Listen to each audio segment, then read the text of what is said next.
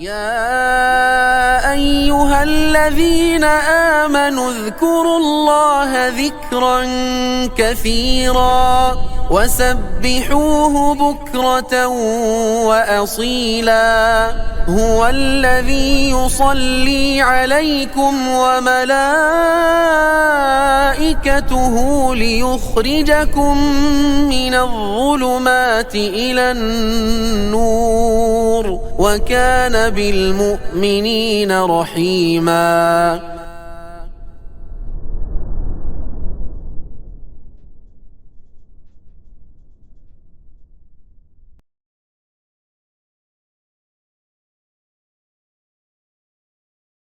ونعوذ بالله من شرور أنفسنا وسيئات أعمالنا من يهده الله فلا مضل له ومن يضلل فلا هادي له أشهد أن لا إله إلا الله وحده لا شريك له وأشهد أن محمدا عبده ورسوله لا نبي بعده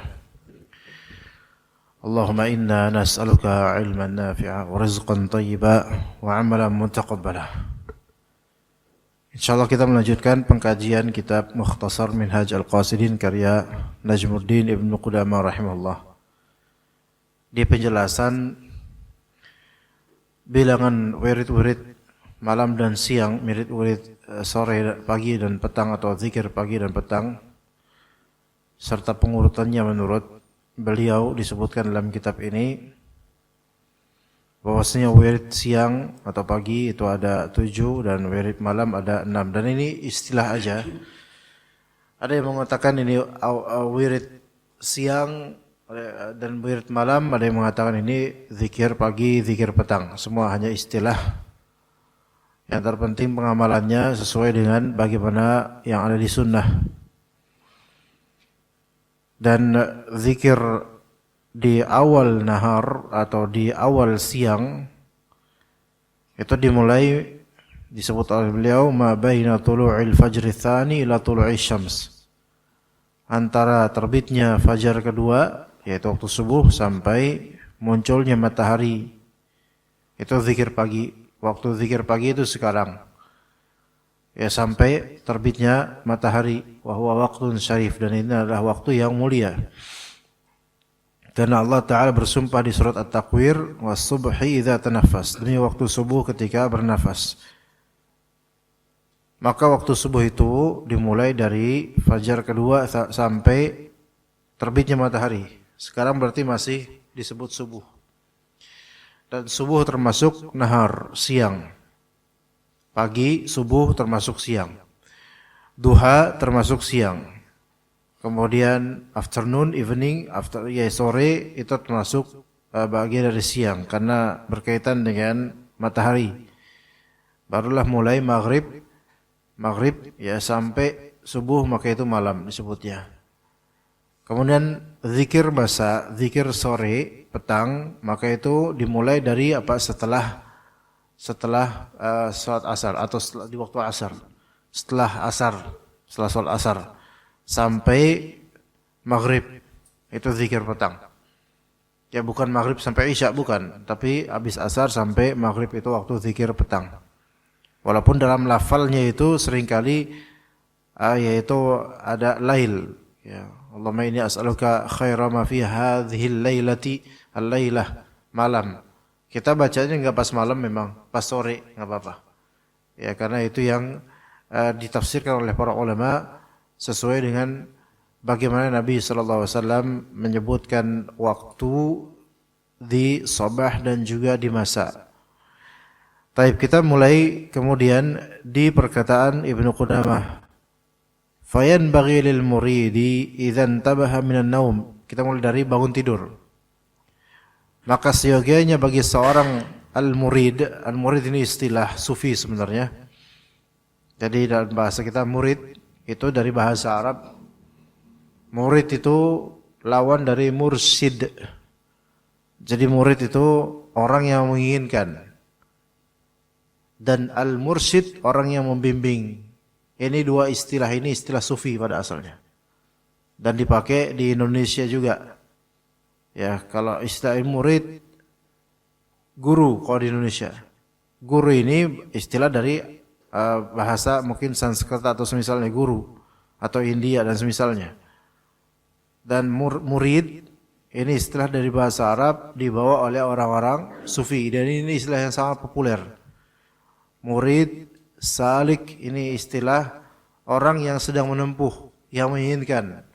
Asal kata murid, arada yuridu, menginginkan, yaitu orang yang menginginkan Allah Ta'ala. Itu asal kata murid. Itu kalau mau kita tahu asal kata murid. Ya. Nah, bagi seorang murid, yaitu penempuh jalan kepada Allah atau disebut salik.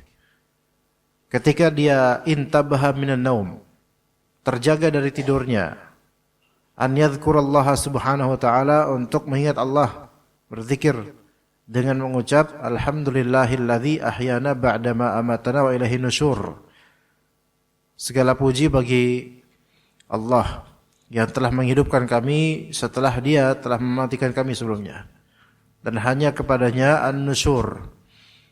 An-nusyur al-ba'ats itu dibangkitkan, dikumpulkan, dibangkitkan. Ini bangun tidur udah baca seperti ini. Alhamdulillahilladzi ahyana ba'dama amatana wa ilaihin nusyur.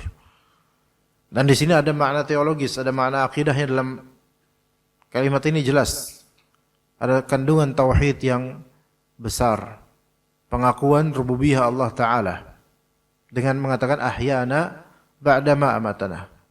Dia telah menghidupkan kami setelah sebelumnya mematikan kami. Ia menegaskan bahwa hidup dan mati itu sepenuhnya dalam kekuasaan Allah. Dan lafal ba'dama amatana, setelah dia mematikan kami. Maka ini dimaknai sebagai al-maut as-saghir, yaitu kematian kecil. Maka tidur, sleeping is a little death, yaitu tidur adalah kematian kecil. Ya, berdasarkan hadis ini, ahyana ba'dama amatana. Allah Ta'ala telah kita kembali hidup di sini, reborn, seperti dilahirkan kembali, hidup kembali setelah Dia mematikan kita. Yaitu maksudnya membuat kita tidur dengan lelap, maka tidur lelap itu kematian kecil. Ya. Baik di malam hari atau siang hari. Maka ini meneguhkan iman kita kepada Allah Subhanahu wa taala dari segi rububiyah, bahwa Dialah satu-satunya pencipta yang mengatur segala urusan sampai urusan hidup kita, mati kita. Dan ada banyak keajaiban dalam kematian kecil ini, yaitu tidur. Sebagian ulama mengatakan bahwasanya ada dari ruh kita itu satu, tapi satu cuman dia bisa berbilang dari segi sifat. Sampai sebagian ulama mengatakan bahwasanya ruh kita itu memang ada yang keluar ketika kita sedang tidur pulas. Tapi ini bagian dari ruh kita, bukan completely ruh kita seluruhnya. Dan juga masalah orang yang punya penyakit di pernafasan atau di paru-parunya. Ya, kadang-kadang bisa jadi lebih dari 2 kali atau 5 kali dia berhenti bernafas dalam beberapa detik. Itu bukan kematian mutlak, bukan, tetapi itu penyakit. Ya, dia misalnya ngorok kencang, kemudian berhenti dan enggak nafas selama beberapa detik, enggak nafas. Itu terjadi, ada nama penyakitnya, itu ada. Dan ini menimpa banyak orang terutama zaman sekarang karena faktor mungkin kurang olahraga atau faktor makanan tertentu dan minuman tertentu, itu bisa. Dan itu Allah Ta'ala jaga dia. Ya, kalau misalnya kita pernah melihat misal ada orang, mohon maaf mungkin obesitas atau semisalnya, mohon maaf, kemudian ngorok besar, terus kita dengar dia nggak ngorok lagi dan nggak nafas, bahkan kita dengar nggak ada suara nafasnya selama beberapa detik.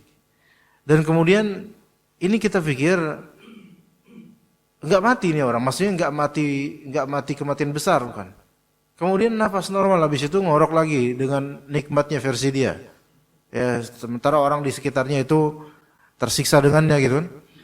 Nah, di sini ada kuasa Allah Ta'ala. Maka ketika dia bangun, kita ingetin, baca doa. Syukur-syukur lu mati tadi, gitu bilang dia. Alhamdulillahilladzi ahyana ba'dama amatana. Ya. Kemudian juga wa ilaihin nusyur. Kepadanya lah kebangkitan, an-nusyur. Dan ini diucapkan setelah tidur Dan tidur ini baik tidur pagi atau tidur siang atau tidur kapanpun kita baca ini. Ya, dan ada isyarat juga ya, wa ilaihin nusyur, yaitu setelah kita tidur berarti kematian kecil, maka kita bangkit.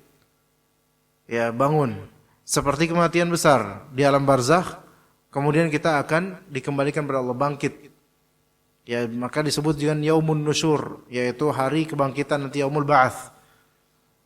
Ya. Di zikir pagi petang ada perbedaan juga tentang an-nusyur, ya, dan juga di zikir petangnya itu bukan an-nusyur. Wa ilahil masir. Ayo coba zikir yang mana itu kira-kira? Ya, ya, maksudnya yang mana? Lafalnya apa coba dari awal? Hah? Allahumma bika asbahna wa bika amsayna wa bika nahya wa bika namutu. Walaikan nusyur itu kalau pagi. Ya. Kalau malam masir. Itu ada sir, ada rahasia di balik itu. Kenapa kok kalau pagi itu wa ilaihin nusyur atau Allahumma bika asbahna wa bika amsayna wa bika nahya wa bika namutu wa ilaikan nusyur. Kenapa kalau pagi an-nusyur, kalau sore al-masir? Karena kalau pagi itu kita habis bangun tidur. Makanya an-nusyur itu kepadamulah kami bangkit. Wa ilaikal masir di sore hari, karena enggak lama lagi nanti kita akan tidur. Makanya kepada engkaulah kami masir. Masir itu artinya kembali. Al-masir artinya kembali. Ya, beda masir dengan Misr. Beda. Misr itu Mesir. Ya, ini masir makanus sayr, yaitu tempat as-sayr itu kembali. Coming back, kembali kepada Allah Azza wa Jalla, gitu. Jadi itu maknanya kenapa pagi itu nusyur, kenapa kalau petang atau malam itu masir. Nah, jadi ini wa ilaihin nusyur, ini deklarasi tentang deklarasi akan iman kita bahwasanya objek kembalinya kita adalah ke Allah Azza wa Jalla. Kita akan kembali dibangkitkan di hari kiamat. Sehingga bangun tidur aja itu sudah mengingatkan kita akan rukun iman yang keenam, yaitu iman kepada hari akhir. Bangun tidur mengingatkan kita kepada kematian. Subhanallah. Bangun tidur aja mengingatkan kita kepada kematian. Kemudian di antara faedah akidah di zikir bangun tidur ini adanya penegasan bahwa nikmat bangun itu bukan sesuatu yang otomatis, yang independen, bukan. Bahwasanya bangun dari tidur ini adalah pengembalian ruh yang Allah Ta'ala setting, Allah Ta'ala atur. Makanya dibuka dengan pujian kepada Allah sebagai rasa syukur. Alhamdulillahilladzi ahyana. Alhamdulillahilladzi. Segala puji bagi Allah. Kita akan mensyukuri akan sesuatu kepada Allah Ta'ala, berarti kan menunjukkan kita tuh telah mendapatkan sesuatu, makanya kita bersyukur kepada Allah Azza wa Jalla. Maka ketika kita bangun, kita merasa bahwasanya ini bukan sesuatu yang automatically, atau secara otomatis tubuh kita begitu aja berproses tanpa kendali dan kontrol dari suatu zat, enggak, melainkan ada kendalinya dari Allah Subhanahu wa taala. Dan ketika kita tidur pun sebenarnya dikendalikan oleh Allah Subhanahu wa taala. Semua proses yang ada di tubuh kita dengan detail, dari darahnya, dari dengkurannya, dari nafasnya, itu semua Allah Ta'ala yang atur. Juga itu yang internal di tubuh kita. Juga ada internal yang sifatnya lebih gaib lagi, yaitu mimpi dan seterusnya. Ada sifat eksternal, yaitu gangguan-gangguan bakteri, kuman, binatang tinggi, kutu dan seterusnya, itu Allah Ta'ala atur. Coba kalau misalnya Allah Ta'ala membebani kita ketika tidur untuk memikirkan dan men-setting internal dan eksternal diri kita. Nggak bakal tidur kita. Nanti saya tidur darah saya ngalir nggak ya? Ntar kalau saya tidur saya nafasnya gimana ya? Ya sekarang sampai ada sleep detector gitu, yang untuk mengetahui kita itu tidurnya gimana. Ada di aplikasi, ada tuh. Apa namanya? Ada namanya itu. Nah itu untuk mengetahui seberapa sehat pernafasan kita ketika tidur tuh bisa ketahuan. Seberapa ngigo kita, pausing atau jeda kita nafas itu berapa kali, itu bisa dihitung dan bisa diajukan ke dokter atau medis untuk mendiagnosa kita tuh sebenarnya masalahnya di mana. Itu ada. Tapi selama ini nggak pakai itu kan? Kenapa? Karena nggak mau mikirin. Ya tidur mati aja kan gitu. Artinya coba kalau kita pikirin sama sedetail itu, kecuali yang berkasus ya mungkin perlu ya. Coba kalau misalnya kita pikirin itu dengan detail, itu baru masalah nafas. Coba kita pikirin bakteri dan kuman yang ada di kasur kita coba. Dari kutu tingginya, dari yang lebih kecil daripada itu. Kalau dipikirin, nggak bakal tidur kita berarti. Takut dimanapun kita nggak bisa tidur.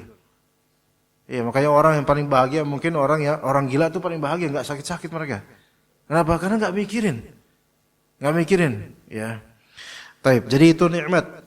Makanya kita katakan alhamdulillahilladzi. Ya. Kemudian ikhwas sekalian dan ummahat dan akhwat rahimani wa rahimakumullah,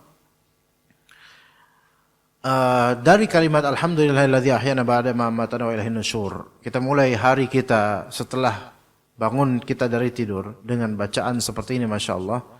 Itu kan betul-betul melatih syukurnya qalbu kita kepada Allah Subhanahu wa taala, dan qalbu yang memulai dengan rasa syukur itu akan merasakan nikmat hidup dan cenderung insyaallah lebih mudah menerima takdir dan akan kurang mengeluh. Kalau misalnya kita mulai dari awal dengan rasa syukur, ya itu insyaallah keluhan-keluhan itu enggak ada. Maksudnya enggak dari awal memang udah enak. Ibaratnya gini, antum memulai hari, pagi hari, terbit matahari dan cerah. Enak, nikmat. Antum akan pergi kerja atau keluar dari rumah dengan alhamdulillah hari yang cerah, alhamdulillah. Tapi coba dari awal, habis subuh pulang kehujanan, terus pas mau pergi berangkat ke kantor, hujan deras, harus nyiapin jas hujan, belum nanti macet lagi, belum ada galian, kan masalah kita sekarang galian terus. Ya, apa-apa digali gitu misalnya. Nah, banyak problem dan kita pikir, ya. Nah, itu. Nah, jadi rasa syukur itu seperti terbitnya matahari di awal waktu. Jadi kita tuh senang. Menjalaninya juga seperti rela kita menjalaninya. Tapi kalau dari awal udah mendung, gemuruh, kesel, enggak bersyukur sama Allah Ta'ala, maka berat. Coba sekarang misalnya. Ini kajian Ahad, ini hari Sabtu, Sabtu. Weekend misalnya. Oke. Jumat malam kita nggak bisa tidur, susah tidur tadi malam misalnya. Baru tidur jam 2. Mikir jam 2, aduh besok jam 4:30 berangkat kajian. Capek, aduh. Bangun 4:30 masih ngantuk-ngantukan terus kesel gitu. Nggak baca doa, nggak apa, ngomel sama bini misalnya dan seterusnya. Bangun udah kesel, nggak enak. Mau ke kajian juga berat. Dan aktivitas lainnya juga terasa berat karena diawali hari ini dengan tidak ada syukur dan tidak enak. Alhamdulillah dengan doa ini kita melatih mengawali waktu, mengawali aktivitas dengan rasa syukur. Ya. Contoh lain misalnya ada contoh. Kalau hari ini misalnya antum bangun tidur. Dan pada hari ini antum akan mengalami operasi misalnya. Nanti bakal operasi. Dan kan misalnya operasinya pagi. Atau duha. Dan sebelumnya udah di ruang rumah sakit. Bangun di pagi hari. Tahu nanti operasi. Dan operasi bahkan di anestesi atau dibius total misalnya. Ada orang mikir, sebagian orang ketika tahu dibius total dokter, iya dibius total bukan bawa aja atas juga, berarti kan hilang kesadaran kita. Ntar kalau saya nggak balik gimana dok? Gitu. Kalau saya nggak balik lagi gimana? Ada orang mikir gitu. Berarti saya nggak sadar total, dok? Iya nggak sadar. Kalau saya nggak balik gimana? Kata dokternya bawel juga, kalau bisa nggak usah balik lo gitu, kata dokter. Banyak ngomong, tinggal ikutin apa gitu kan? Ya, tiap hari tidur Itu kan balik terus, udah bismillah aja gitu loh. Nggak usah overthinking. Nah coba kalau habis tidur pagi, kemudian alhamdulillah ahyana ba'dama amatana. Ada banyak proof dan bukti setiap hari bahwasanya setelah Allah matikan saya hidup lagi kok gitu. Lah kemudian kalau operasi total, bius total kayak misalnya waktu itu waktu operasi karena di sini ya, jadi harus dibius total waktu itu. Itu emang nggak mikir bismillah aja udah.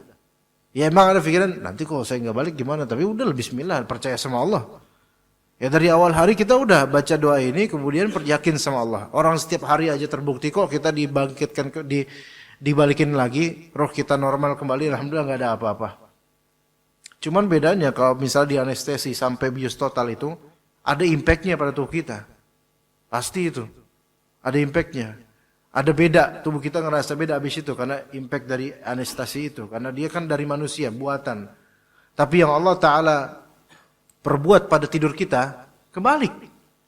Kalau kita mati kecil yaitu tidur, terus kemudian kita bangun lagi itu seperti refresh, seger, enak, nyaman. Kita membutuhkannya. Beda dengan bios total seperti itu. Subhanallah. Berarti tidur ini nikmat, makanya pas bangun alhamdulillah. Ya begitu, alhamdulillah. Ya. Taib. Kemudian berikutnya di faedah berikutnya rawa dzalika 'anil Nabi sallallahu alaihi wasallam min afradil Bukhari. Jadi diriwayatkan tentang Nabi sallallahu alaihi wasallam dengan bacaan doa tadi dari riwayat-riwayat Imam Bukhari. Namun dari wa fi afradi muslimin, dalam riwayat yang khusus dimiliki orang Imam Muslim min hadits Ibnu Mas'ud radhiyallahu anhu, dari hadis Ibnu Mas'ud, beliau berkata, kana Rasulullah sallallahu alaihi wasallam idza amsa qala, bahwasanya Rasulullah SAW kalau misalnya di sore hari beliau berkata berikut. Ini zikir sorenya. Di sini dimulai zikir sorenya yaitu amsayna wa amsal mulku lillah walhamdulillah. Nanti akan ada ucapan wa idza asbaha, kalau misalnya pagi hari beliau berkata asbahna wa asbahal mulku sampai akhirnya. Oke, kita bahas ini. Kita bahas amsayna wa amsal mulku sesuai dengan kitab. Amsayna wa amsal mulku, kami telah memasuki petang. Wa amsal mulku, dan sebagaimana kami, seluruh kerajaan milik Allah ini juga memasuki waktu petang. Seluruh kerajaan Allah Ta'ala yang sedang mengalami petang, memasuki petang. Seluruh kerajaan Allah. Di sini al-mulk berarti kerajaan Allah Ta'ala. Ketika disebut al-mulk berarti ada maliknya. Ketika disebut kerajaan berarti ada rajanya. Berarti ada pemiliknya. Nah, segala semesta yang kita lihat atau yang tidak kita lihat semua itu adalah bagian dari kerajaan dan ada rajanya, yaitu Allah Subhanahu wa taala. Segala detail dari apa yang ada di atas tanah dan di bawah tanah, maka itu milik Allah Subhanahu wa taala. Asbahna, sekarang berarti asbahna wa asbahan mulku. Kita memasuki waktu subuh, waktu pagi, dan juga kerajaan juga mengalami waktu pagi. Dan di situ perubahan-perubahan yang terjadi atau apa yang sesuatu yang tetap dari alam, binatang, manusia, dan seterusnya, maka itu semua diatur oleh pemiliknya, yaitu Allah Subhanahu wa taala. Jadi di sini ada dari awal zikir ini amsayna wa amsal mulku atau asbahna wa asbahal mulku, ada penegasan bahwasanya time, waktu, dan juga peredaran siang dan malam, pergantiannya, dan bahkan seluruh kerajaan dan komponen makhluk-makhluk ini semua berada di bawah kekuasaan Allah Subhanahu wa taala, dan ini bentuk tauhid rububiyah. Dan mengimani bahwasanya struktur kosmik, yaitu kesemestaan dengan segala detailnya ini, itu bukan terjadi secara independen, melainkan ada pengaturnya, ada tadbir ilahi, yaitu settingan dari Allah Subhanahu wa taala, tidak berjalan sendiri secara independen. Semuanya secara komplit, baik yang tampak atau tidak, terasa atau tidak, maknawi atau materi, maka semuanya itu aturan dari Allah Subhanahu wa taala. Amsayna wa amsal mulku lillah walhamdulillah. Lalu kita memuji Allah Subhanahu wa taala dengan segala regulasi dan settingan dalam kerajaan ini, itu semua merefleksikan kemahaterpujian Allah Ta'ala dengan segala kejadian. Jika ada kebaikan, maka memang pantaslah Allah Ta'ala dipuji atas kebaikan tersebut. Jika ada takdir yang buruk atau keburukan, maka tetap Allah Ta'ala pantas untuk dipuji, karena tidaklah Allah Ta'ala mentakdirkan suatu keburukan, melainkan karena ada kebijaksanaan. Tidak mungkin Allah Ta'ala mentakdirkan suatu keburukan, melainkan pasti ada kebijaksanaan. Ya, yang mana di satu sisi pandangan kita, ini terasa buruk. Tapi kalau kita gali lebih dalam, justru ada hikmah dan kebaikan di balik itu semua. Ya, begitu.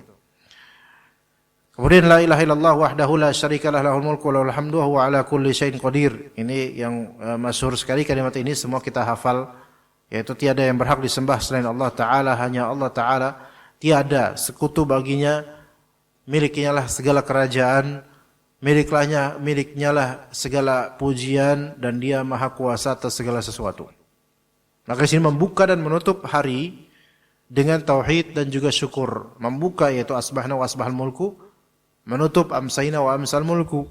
Maka seorang yang berjalan menuju Allah Ta'ala, dia akan melihat paginya dan mengevaluasi petangnya. Paginya dia punya rencana, petangnya dia punya evaluasi. Paginya dia punya rencana dengan menisbatkan segala kerajaan ini pada Allah Ta'ala. Bahwasanya apa yang dia rencanakan pun, itu dia sedang menjalani peran sebagai hamba yang berjalan di dalam kerajaannya Allah Azza wa Jalla. Dan di sore hari ketika dia evaluasi pun, dia sebagai hamba, berperan sebagai hamba yang mengevaluasi dirinya yang sedang berjalan atau berada di kerajaan Allah Subhanahu wa Ta'ala. Maka ketika dia berencana, dia tawakal sama Allah, dan ketika dia evaluasi, dia mengikis ujubnya, karena ini semua adalah dari Allah Subhanahu wa Ta'ala. Jadi melatih hati untuk bergantung kepada Allah Subhanahu wa Ta'ala dan tidak bergantung kepada sebab. Segala sebab itu ada di kerajaan Allah. Segala sebab itu ada di kerajaan Allah Subhanahu wa Ta'ala. Namun yang menjadikannya sebab adalah Allah Ta'ala. Maka bergantunglah pada yang menjadikannya sebagai sebab, bukan bergantung pada sebab itu sendiri. Ya, karena bergantung pada sebab berarti bergantung pada makhluk. Adapun bergantung pada pemilik sebab, maka bergantung pada Allah Subhanahu wa Ta'ala. Siapa yang bergantung kepada sebab, maka sebab itu bisa hilang. Namun siapa yang bergantung kepada pencipta sebab, maka sungguh pencipta sebab itu akan abadi selamanya. Al-Hayyul Qayyum, maha hidup dan maha mengurusi seluruh makhluknya. Juga berikutnya di masalah ini, kalau kaitannya dengan bagaimana manusia yang bisa bahagia dan bisa kecewa. Zikir pagi petang itu bisa mengelola rasa kecewa di akhir hari dan bisa memantapkan rencana di awal hari. Jadi zikir pagi petang itu bisa memantapkan rencana di awal hari dan bisa mengelola kecewa di akhir hari. Kita kan kalau punya rencana di pagi hari, belum tentu itu bisa tertunaikan. Mungkin ada hijab dan penghalang. Nah, di sore hari kita melihat, ya nggak jadi gitu deh. Maka kekecewaan kita bisa ternetralisir dengan keyakinan bahwasanya ini semua takdir Allah. Ini kerajaan Allah, ya terserah Allah dong mau mentakdirkan dan bagaimana. Ya, di pagi hari kita berencana dan kita mantap dengan rencana itu sambil tawakal sama Allah. Dan di sehari-hari imma rencana itu terjadi sehingga kita tidak ujub, imma rencana itu gagal sehingga kita tidak terlalu kecewa. Karena apa? Karena kita bergantung pada Allah Ta'ala, bukan pada sebab. Karena bergantung pada sebab itu bisa mengkreasikan ujub jika berhasil, atau bisa menjadikan kita kecewa jika tidak berhasil. Kecewa yang tidak layak, kecewa yang berkadar buruk gitu, yang tidak pantas.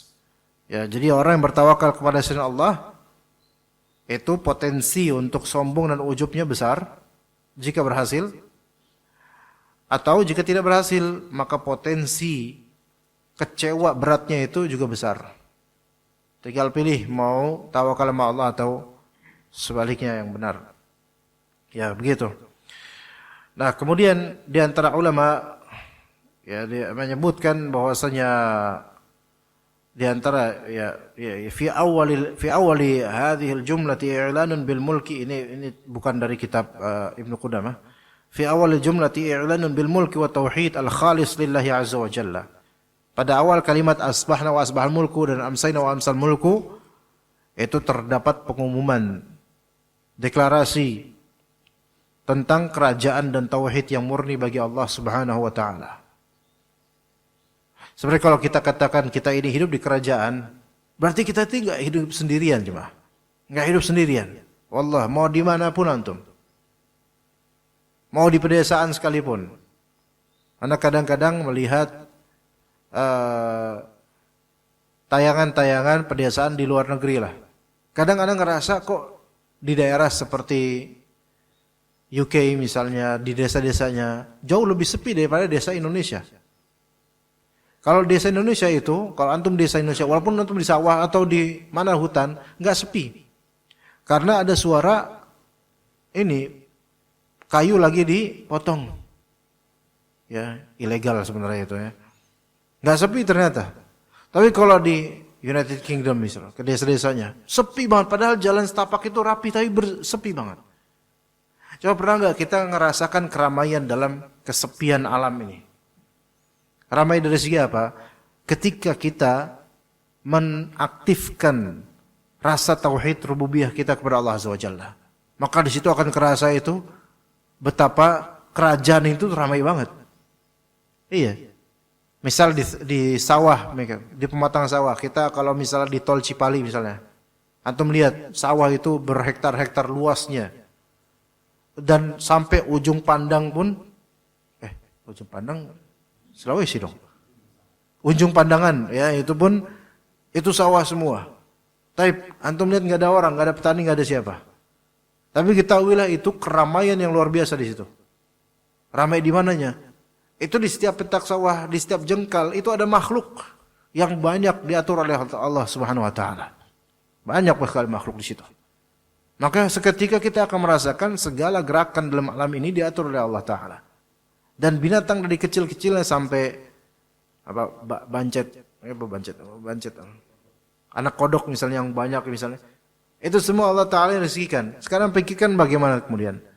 Oke, pernah nggak kita misalnya malam hari, anak-anak pernah belum lama ini beberapa bulan lalu ke sawah sendirian dan itu gerimis kecil, hanya ingin mendengar suara kodok dan merasakan atmosfer gelapnya sawah sendirian. Pas gerimis, itu kodok banyak banget di situ. Dan anak merasakan betul-betul rame cuma. Seantero ini rame semua. Seperti kita tuh di surrounding atau dikelilingin oleh militer kodok gitu untuk, masya Allah. Ternyata rame banget. Mungkin kalau penduduk desa itu dikomparasikan jumlahnya dengan jumlah kodok yang di sawah itu. Mungkin lebih banyak sawah itu. Mungkin ya. Saking ramainya Masya Allah. Dengan beragam jenis suara. Ternyata rame. Pernahkah kita merasakan ramainya alam dalam kesepian gitu? Itu kalau kita mengaktifkan bahwa perasaan tauhid rububiyah kita kepada Allah Subhanahu Wa Taala, satu katak atau kodok aja itu diatur oleh Allah dari awal hidupnya sampai akhir matinya. Diatur oleh Allah Subhanahu Wa Taala rezekinya. Maka di situ kita kemudian berpikir, segala problem kita di hidup ini kan kaitannya dengan rezeki sebenarnya. Rezeki itu berupa kesehatan, uang, kemampuan membeli ini dan seterusnya, keluarga dan seterusnya. Kalau binatang yang kata Rasulullah SAW, jangan bunuh kodok karena suaranya adalah tasbih. Ini direzekikan oleh Allah Ta'ala, kita kan dilarang bunuh kodok. Karena di antara alasannya suaranya tasbih, kata Nabi SAW. Lalu bagaimana dengan manusia yang bertasbih kepada Allah Subhanahu Wa Taala? Kodok aja dijamin rezekinya. Maka tentu manusia yang beriman itu lebih dimuliakan lagi oleh Allah Ta'ala. Yang bukan berakal saja dimuliakan oleh Allah dengan rezekinya, maka apalagi yang berakal dan beriman dan berzikir pula. Maka dengan mengaktifkan tauhid rububiyah seperti ini, menghilangkan kegusaran dan kegalauan kita tentang rezeki masa depan. Allah yang jamin. Jadi sini i'lan bil mulk wa tauhid. Ada deklarasi akan kerajaan Allah Ta'ala dan juga tauhid. Kemudian dalam konten doa ini, zikir ini, Subhanahu wa subhanal mulku sampai seterusnya, wa huwa ala kulli syai'in qadir. Rabbi as'aluka khaira ma fi hadzal yaumi, wa fi hadhihi al-lailati wa khaira ma ba'dahu. Itu kalau pagi, kalau sore wa khaira ma ba'daha. Ini pronounnya berubah karena as-sabah fi hadzal yaum itu mufrad maskulin. Kalau misalnya sore kita bilang fi hadhihi al-lailati, ada ta marbutah berarti feminin. Maka wa khairi ma ba'dahu atau ba'daha. Itu. Kalau pagi ba'dahu, kalau sore malam ba'daha. Ya, gitu. Dan sebaliknya wa a'udzubika min syarri hadhihi al-lailati wa min syarri ma fi hadhihi al-lailati wa syarri ma ba'daha. Dari kalimat itu kita pelajari. Ya. Jadi kalau zikir pagi petang, Pak, hafal alhamdulillah. Tapi itu jangan merasa cukup dengan hanya hafal. Faham maknanya, setiap detail dari lafalnya kalau bisa pahami. Ya, bukan hanya tahu tapi pahami. Dan ini kan zikir harian kita. Ketika Allah Ta'ala memerintahkan dengan syariatnya untuk mengulang sesuatu setiap hari, bahkan setiap rakaat misalnya, atau setiap habis ini habis itu menunjukkan ada perintah secara isyarat, ada perintah bahwasanya makna-makna kalimat ini itu setiap hari akan terperbaharui maknanya dan makin tambah faedah tentangnya gitu loh. Surat yang terbaik itu kan Al-Fatihah. Karena segala tema dalam Al-Quran itu merujuk padanya. Makanya disebut Ummul Quran. Yaitu induknya Al-Quran. Disebut induk karena segala tema bermuara darinya, berasal darinya. Al-Fatihah mengandung tema segala tema Al-Quran. Diperintahkan setiap rakaat untuk membaca Al-Fatihah dan tidak bosan-bosannya, dan tidak boleh juga bosan baca Al-Fatihah. Itu karena kandungannya itu sangat-sangat universal dan gak akan ada habis tema untuk dikaitkan dengan Al-Fatihah. Dan setiap hari kita baca minimal 17 kali. Kalau gak mendengar dan membacanya 17 kali, 17 rakaat, belum sholat sunnahnya. Dan itu kita baca terus, tidak akan pernah basi. Makna dan pemaknaan Al-Fatihah itu sendiri gak bakal basi. Akan selalu terus eksis, akan terus ada. Akan terus bergulir makna-makna baru. Bukan berarti tafsirnya ada tafsir baru. Yang di zaman Nabi gak ada, sekarang ada tafsirnya. Bukan gitu. Tapi refleksi dari Al-Fatihah ini, itu betul-betul cakupannya itu terlalu luas. Sehingga gak ada habis-habisnya kita untuk memaknai maksud dari Al-Fatihah itu secara reflektif untuk hidup kita dan segalanya. Makanya disuruh berulang-ulang. Nah, zikir pagi petang, dari awal misalnya kursi sampai akhir kita selawat misalnya. Kalau memang mau pakai urutan itu. Maka itu semua sebenarnya kenapa disuruh ulang setiap hari? Karena lafal-lafal ini mengandung makna yang sangat relevan terhadap hidup kita setiap hari.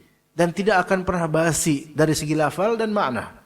Akan selalu betul-betul kita sadari, kok benar ya, kok relevan dengan hidup saya ya. Akan selalu begitu. Sebagaimana setiap hari adalah hari yang baru, maka setiap hari yang baru akan ada kasus baru. Entah problem baru, entah kenikmatan baru. Itu semua pasti relevan dengan zikir pagi petang kita. Maka di sini Rabbi as'aluka khairan ma fi hadhihi al-lailati wa khairan ma ba'daha, atau fi hadhil yaumi wa khairan ma ba'daha. Dia ulang-ulang terus setiap hari itu, pagi dan petang. Ada dua yang berlawan di sini, khair dan syarr. Khair dan syarr. Kebaikan dan keburukan. Kalau kebaikan itu takdir baik, kalau keburukan itu takdir buruk dengan hikmah dari Allah Subhanahu wa taala. Dan diawali dengan kalimat Rabbi as'aluka. Rabbi as'aluka. Lagi-lagi mengakui rububiyah Allah taala. Rabbi, wahai Rabbku, yaitu wahai penciptaku, wahai pemilikku, wahai pengaturku, wahai yang menghidupkan aku, itu makna Rabbi. Allah taala Rabb satu-satunya zat yang diminta. Ya, ini menafikan bergantung kepada selain Allah Subhanahu wa taala, karena selain Allah bukan Rabb, selain Allah taala bukan pencipta. Ya, khaira ma fi hadzal yaumi atau khair ma fi hadhihi al-lailati wa khair ma ba'daha. Khair yaitu kebaikan. Yang menunjukkan meyakini segala peristiwa siang maupun malam dari kebaikan itu di bawah takdir Allah Subhanahu wa taala. Ya. Dan yang kemudian wa'udzubika min syarri, begitu ya, syarr. Segala keburukan di hari ini dan di malam nanti itu semua dengan izin Allah Subhanahu wa taala. Ya. Dan ini merupakan pelatihan agar tawakal kita seimbang, jemaah. Seorang hamba itu tidak hanya berharap kebaikan dunia secara umum. Ya, tapi juga memiliki tingkat kewaspadaan. Ya. Jadi dia punya agenda kebaikan, tapi dia juga punya kewaspadaan akan keburukan. Dan hidup kayak gitu. Orang kalau misalnya cuma pengen positif, ya positive thinking, tapi nggak pernah ada kewaspadaan, maka dia akan terjatuh nanti. Karena dia nggak memprediksikan adanya lubang itu. Di sini ada balance sebenarnya. Rabbi as'aluka khairan ma fi hadzal yaum ya Allah. Wa khairan ma ba'dah. Wa a'udzubika min syarri ma fi hadzal yaum. Jadi pikirannya itu ada optimis, tapi ada awareness. Dia optimis ada, kewaspadaan juga ada. Dan hidup kan kayak gitu, Pak. Kita kan ngedidik anak-anak nih. Ya. Coba kalau bukan anak-anak aja, kita kalau misalnya ada orang mau pergi. Oke, kita ngomong apa ke teman-teman, ke orang yang mau pergi? Titi DJ. Hah? Ya. Kita bilang ma'as salamah. Semoga selamat. Ya, fi amanillah gitu. Ini kalimat ma'as salamah, fi amanillah ini doa. Ya, tapi kalau bisa jangan selalu diucapkan karena takutnya dianggap sebagai sunnah. Padahal nggak ada sunnahnya itu. Ini fi amanillah kan baru 2015 kemari. Iya, dan dikatakan bahwasanya ibu kota Filipina juga dulunya karena dari kata ini dulunya. Antum coba search history atau sejarah Filipina coba. Ibu kota Filipina apa? Gitu. Coba antum cari. Ya. Gitu. Coba antum cari itu. Jadi ada ma'as salamah, kalau orang-orang biasa ma'as salamah. Ya. Ma'as salamah itu. Ma'as salamah itu bersama dengan keselamatan, teman. Ya, semoga selamat gitu. Sama selamat sampai tujuan. Itu jangan sampai terganggu atau terjerumus dalam keburukan. Kemudian juga kita bilang kadang-kadang hati-hati ya di jalan, awareness. Karena orang ketika jalan, dia optimis sampai tujuan, tapi juga harus hati-hati. Dia optimis sampai tujuan, tapi juga harus hati-hati. Ya. Itu yang kita bekelin buat anak-anak kita kan kayak gitu. Hati-hati kalau di jalan. Baik jalan kehidupan maupun jalan perjalanan safar. Hati-hati. Kita kasih anak-anak kita, nah kalau misal ada yang ngasih permen jangan mau ya, duitnya aja gitu. Ya kenapa kita larang anak kita kalau jangan ngasih permen jangan mau? Karena apa? Takut itu racun atau dibius atau gimana kan? Takutnya gitu. Ya. Ya dulu kan kita ditanamin orang tua kita dan emang bagus supaya tingkat kewaspadaan kita tuh juga. Coba kalau misalnya orang tua kita, nah kalau ada yang ngasih apa-apa terima aja, bersyukur napa gitu. Ternyata dikasih tremor kemudian taunya bukan tremor taunya. Habis itu ya tremor beneran habis itu. Ya pingsan, diculik, naudzubillah min dzalik. Ya. Ini sampai tingkat awareness kita itu sampai apa ya? Kita jangan ngarepin orang, jangan di safar tuh hati-hati sama orang gitu. Orang asing hati-hati, ditawarin apa-apa jangan mau. Itu berimpact ke Ana juga waktu itu. Ana waktu di Al Irsyad kan sekolah waktu itu waktu liburan. Ya, karena diceritain waktu liburan, waktu itu SMP. Jadi kita memang mental kita sama anak-anak zaman sekarang beda, Pak, Dulu pulang dari pesantren itu sendiri nggak apa-apa, naik bis sendiri, nyegat bis sendiri tuh nggak apa-apa. Anda nyegat bis pinggir jalan gitu. Dari Salatiga ke Jakarta di jalanan itu, sekarang nggak bisa nyegat. Nyegat terus nawar sama keneknya. Dulu dari Salatiga ke Jakarta masih 30.000, Pak. Subhanallah, sekarang 275, subhanallah. Nah, nawar tuh. Nawar, enggak bisa. Sendiri kan pulang ke Jakarta. Masih kelas 2 SMP waktu itu. 2 mutawasithah kalau bahasa pesantrennya. Dan Anda cuma punya duit berapa ratus, mungkin 3.000 atau berapa gitu. Sekarang nggak ada artinya uang segitu mah. Ya buat beli coki-coki juga nggak ada. Ya. Nggak ada coki-cokinya maksudnya. Gitu. Nah kemudian ternyata banjir. Lama tuh banjir di Indramayu. Sampai waktu duha banjir di Indramayu tuh. Banjir sawah aja sampai kayak laut. Macet. Kan dulu kan nggak ada tol kan pastinya. Jalur Pantura gitu kan. Banjir. Lama macet tuh. Mana cuman punya uang cuman buat Kopaja lagi nanti kan. Gitu kan. Buat sampai Jakarta nggak ada duit. Buat nanti aja duitnya nih buat pas nanti sampai Jakarta buat di Kopaja. Kemudian lapar kan? Ya kayak sekarang lapar nih gitu kan. Lapar. Itu udah waktu duha tuh, udah terang matahari, udah jam 9 masih. Akhirnya bisnya ngaso dulu ke sebuah rest area ya warung-warung besar gitu. Anak keluar kan, mau makan nggak ada duit, ini duit buat nanti ongkos daripada nanti nggak ada ongkos repot. Itu saking polosnya anak-anak zaman itu sampai nggak apa. Kalau sekarang kan ada sinyal ada apa, dulu nggak ada HP.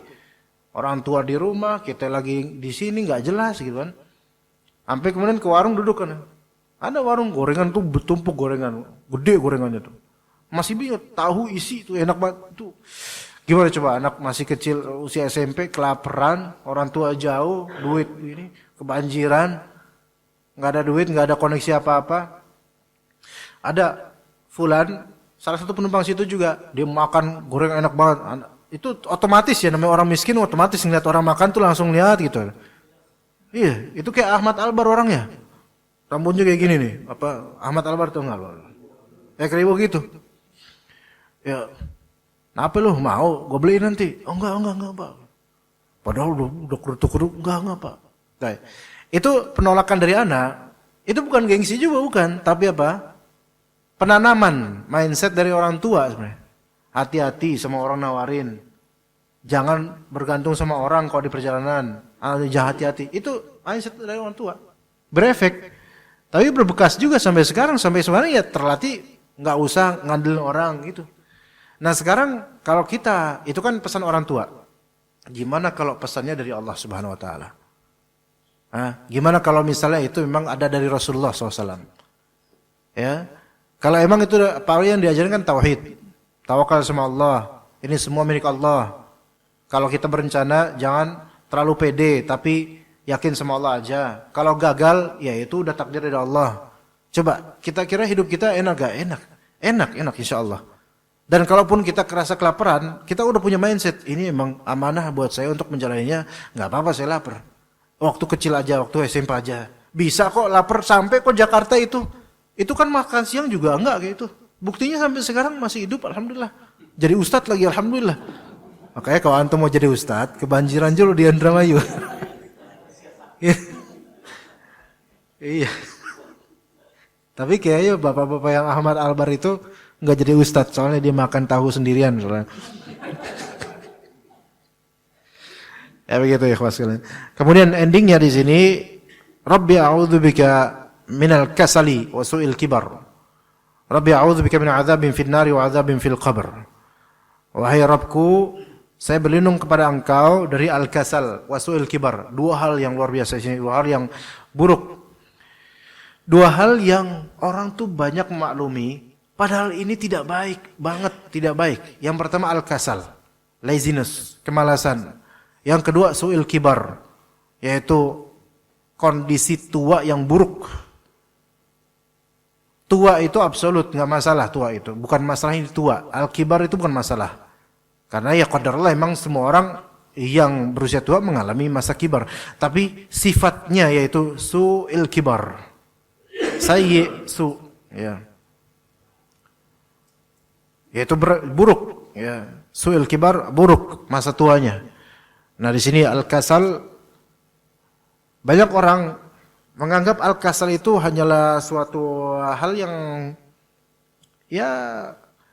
suatu hal yang kebiasaan buruk saja gitu. Padahal lebih dari sebutan kebiasaan buruk. Al-kasal itu adalah penyakit spiritual. Al-kasal itu penyakit spiritual, penyakit batin. Malas itu penyakit batin. Ya, malas itu penyakit batin. Bukan sebatas kelakuan buruk, bukan sebatas enggak, itu penyakit batin. Ya. Jadi al-kasal itu ada di hati. Kemalasan itu ada di hati. Adapun tubuh itu hanya gejala, bergejala doang. Aduh, malas nih, ya tubuh sampai lelehan, itu gejala doang. Problem akarnya ada di hati dia. Itu problem akarnya. Omongan-omongan yang menunjukkan kemalasan itu hanya gejala. Tapi problemnya bukan di omongannya dia, tapi ya problem akarnya di hati dia yang malas. Jadi al-kasal itu adalah penyakit batin. Ya. Yang dimaksud al-kasal di sini malas terhadap kebaikan yang dia mampu secara syar'i. Itu yang dimaksud. Adapun kalau misalnya malas, misalnya, "Bang, main bola yuk." Oh, malas ini enggak, bukan ini yang kita omongin. Tapi misalnya, ngaji yuk. Padahal dia mampu dan dia butuh. Malas Kenapa? Enggak, malas aja. Coba alasannya apa? Enggak ada alasan, biasanya enggak ada alasan. Enggak ada alasan yang bisa diterima, enggak ada. Maka ini al-kasal yang merupakan penyakit qalbu. Ya. Itu dalam banyak hadis, berapa ayat itu bisa kita riset. Kaitannya dengan kasal. Bahkan masalah ngantuk begitu, bukan ngantuk, nguap itu kalau memang capek ya wajar, tapi kadang-kala itu kan kata Nabi SAW itu dari syaitan. Nah, itu juga kaitannya dengan al-kasal. Dan juga ada menariknya, al-kasal itu bisa menular. Kemalasan itu bisa menular. Sebagaimana menguap itu bisa menular. Coba kalau ustadz yang nguap, jemaah juga insya Allah nguap juga. Terus bersuara lagi, gitu. Jemaah juga, juga bareng-bareng kemudian berjamaah, namanya juga jemaah kan ikutan jemaah. Coba kalau nggak ikutan berarti kan munfarid sendirian. Ya. Maka ikutan jemaahnya, karena menular. Kita udah berkali orang lagi ngantuk terus nguap, kita ikutan nguap, padahal kita ngapa gue ikutan kan gitu. Bisa menular. Sebagaimana kemalasan juga bisa menular, dengan simptomnya bisa menular. Maka ini penyakit, sebenarnya penyakit. Semakin orang sering malas secara syar'i, malas salat berjamaah, malas ke masjid, malas ngaji, malas baca Quran, maka ini mengindikasikan nih orang nih ada di hatinya ada sesuatu. Tapi di antara gejala juga kita malas baca Al-Quran di hari-hari ini. Enggak. Makin malas baca Quran. Baca status WhatsApp orang rajin, baca Quran malas. Berarti ada sesuatu di hati kita. Maksiat membuat kita terhalang dari banyak kebaikan sebenarnya. Jadi malas. Jadi maksiat itu menjadikan kita berat untuk melakukan ketaatan tertentu. Yang kedua yaitu su'ul kibar. Buruknya usia tua. Buruknya usia tua. Tidak semua usia tua berarti buruk, enggak. Enggak semua usia tua berarti buruk, enggak begitu. Tapi maksudnya di sini adalah akalnya berkurang, akhlaknya tetap buruk, tidak taubat, menyusahkan orang dengan bentuk yang tidak wajar. Nah ini su'ul kibar. Ya. Dalam riset psikologi sudah dari zaman dahulu manusia itu dikenal dari segi kebahagiaan itu bentuknya, fasenya itu seperti bentuk U-curve, yaitu kurva U. Kebahagiaan manusia itu dari segi usia itu bentuknya kurva U. Maksudnya gimana? Ngerti nggak Pak? Ya, jadi gini.